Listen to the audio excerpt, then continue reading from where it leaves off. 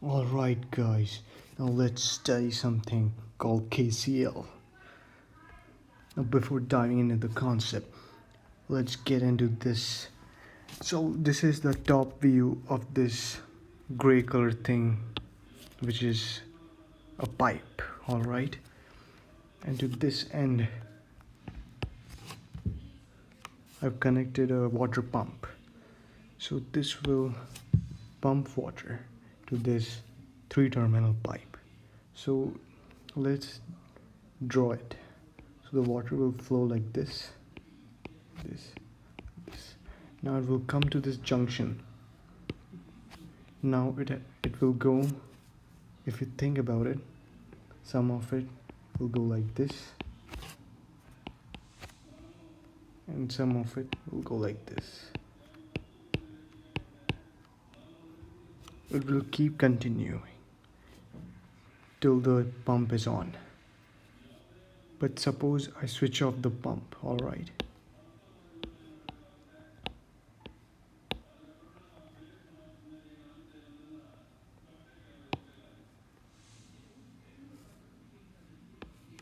So the water will flow like this, the remaining water. And at the end, this junction will have no water. We can take one more case. In this, first I switch on this pump. Simultaneously I switch on this pump. So when water comes here, as you can see, it adds up and goes like this. So this was kind of current in terms of water. So at the end, KCL can be defined as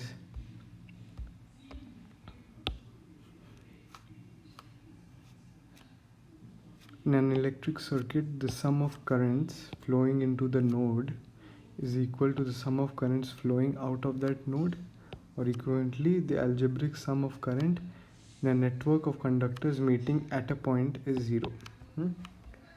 Now, let's look at some practical way of this. So suppose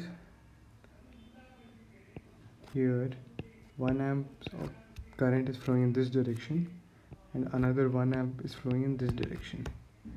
Now if you see at this node, these two currents will meet and converge something and add up and form 2 amps, and the direction of that current will be in this direction because it came here,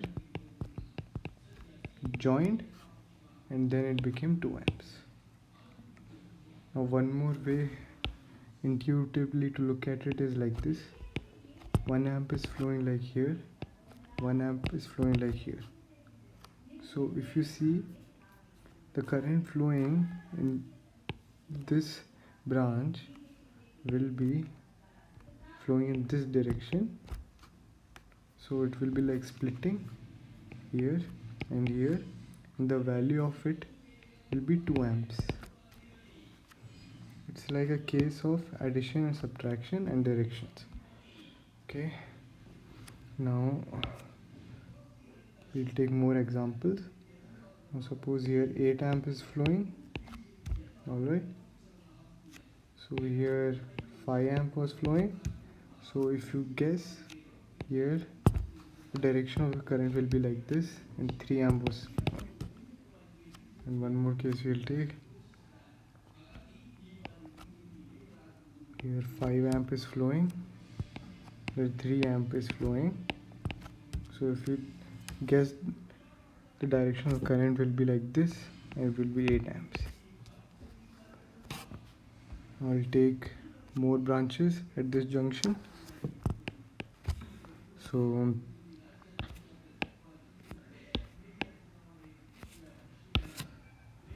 now suppose here 5 amp is flowing, here 3 amp is flowing, and here 1 amp is flowing. Now if you see, this 5 and 3 will get add up to give me something called 8 amps, and since 1 amp is flowing in this direction, the other 7 amps should flow in this direction.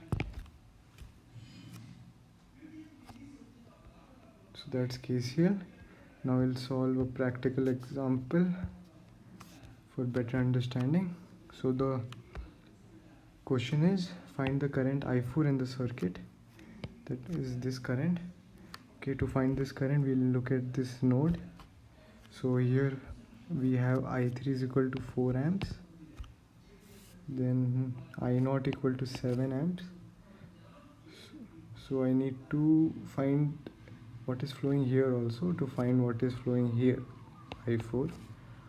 So I'll go here and see at this junction. So here 5 amp is flowing and here 3 amp is flowing. Okay, so I'll try to figure out what is the current flowing here. So I'll come at this junction. Now if you see, here 3 amp is going and here 4 amp is going. So it's kind of splitting here if you see at this junction na? So the current direction here will be like this and the value will be 7.